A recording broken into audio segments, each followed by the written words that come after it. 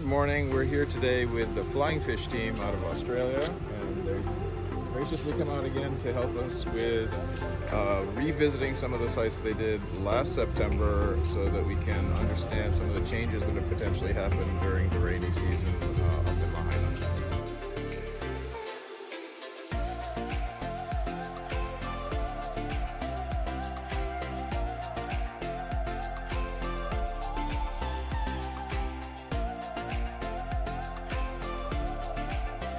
G'day, so the guys are just prepping the drone now. They're just sorting out the electronics, making sure that the Wi-Fi and the GPS are all sorted so that I can track where the drone's going, and the pilot has his camera up and ready to fly the drone.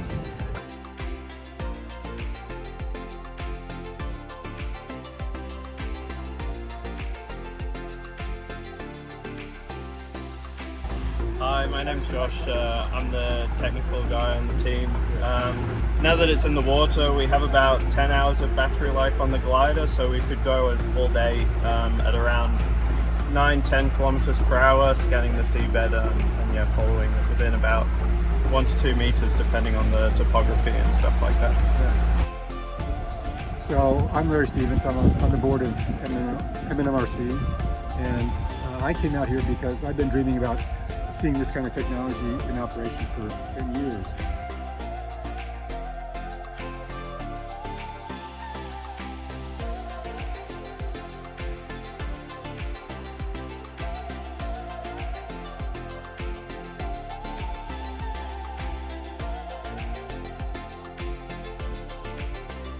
On this trip we achieved a resurvey of the southern site of the what DAR predicted as the highest risk site, and then after rain events, after the wildfire, where most of the sediment and nutrients have gone into the water.